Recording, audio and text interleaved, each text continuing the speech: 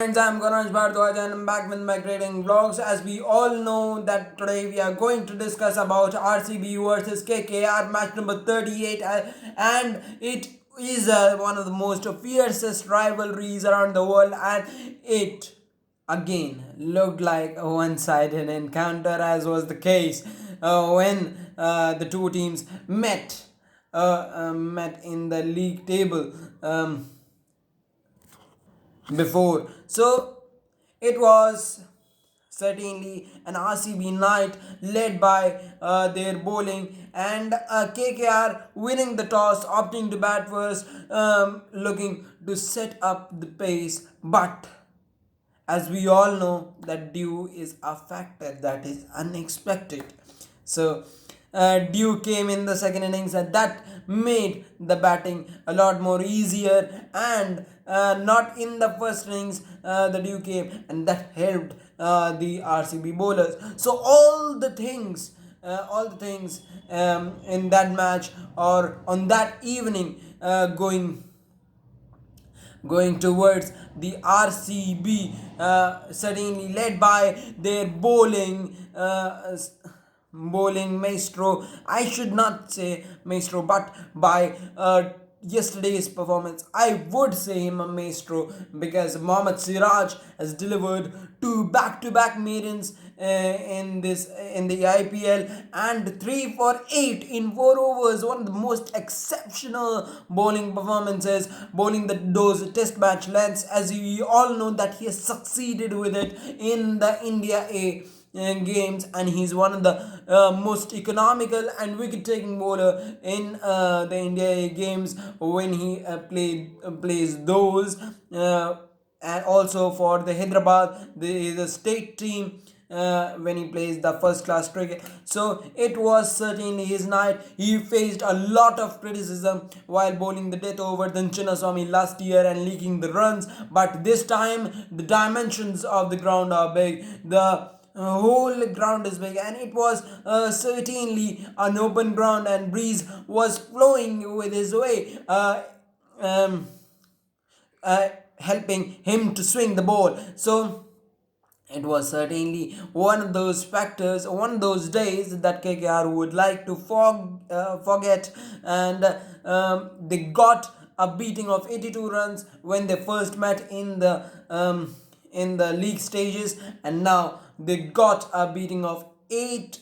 The RCB won by 8 wickets, so it is certainly a big boost for RCB, and those were knocking at the doors of qualification, and KKR have to find something going for them if they were to qualify, because the Punjab's resurgence. Rajasthan is now winning the match. SRH is looking in good form. So the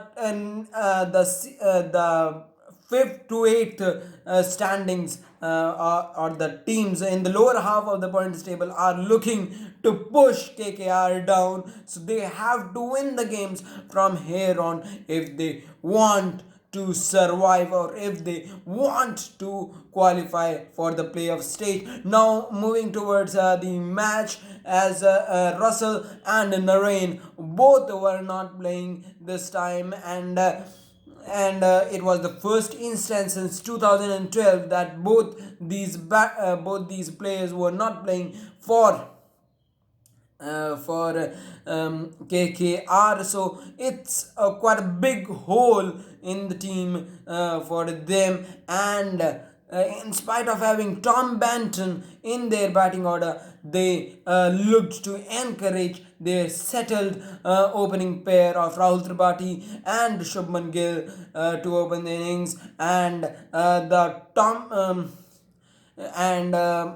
Tom Benton sliding down the order at number 4 misfired completely. Although all the things are misfired for them, but they were quite muddled with their strategies playing in the batting lineup. In the bowling lineup also, they were quite muddled because of their expectations of Patrick Cummins, whom they spent 15.5 crore, the most expensive buy of IPL.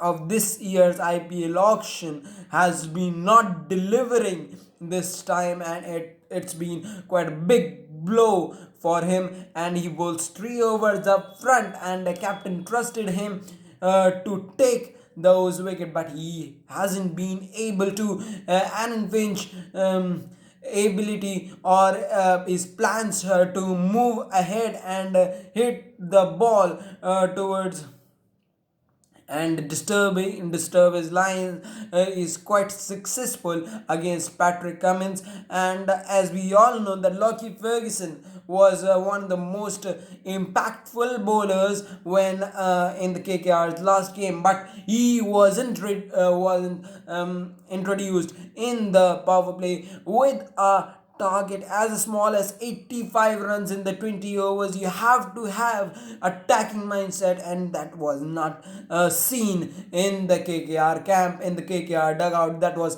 one of the most biggest problems that they have.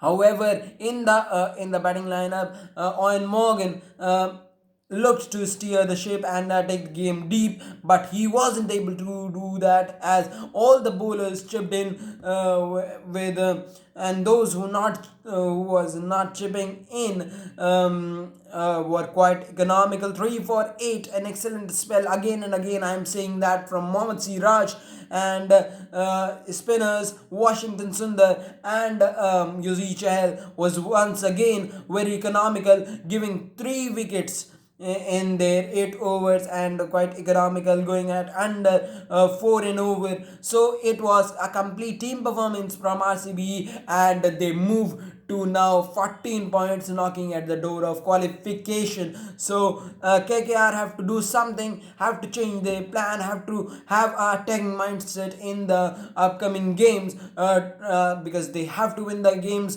And now moving to today's game, that is between Sunrisers Hyderabad and Rajasthan Royals at the Dubai International Stadium. As we all know that it is a colosseum, a ring of fire, and that has made the catching quite a lot difficult for them.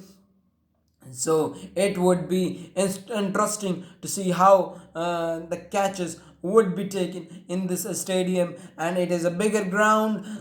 Teams look to set the target and win games, but in the latter half of the tournament, or in the 3 to 4 matches happened here, the team bowling first have been winning the matches, reversing the trend of batting first and winning the games. So it is an even contest. SRH looking to win. RR coming off a very dreadful loss against RCB, so they have to turn the things around, and they all the 4 teams will be looking to win the game at the lower half of the table, will be looking to win the games from here if they want one spot in the qualification table. So it is a mouth-watering, enticing encounter awaiting you. As I always say, that this Dream 11 IPL is spicing up at the most entertaining level, and it is certainly one of the biggest entertainment of the world. Thank you very much. Please don't forget to like, share, subscribe this video, and for many more updates, keep tap on the notification bell icon, and thank you.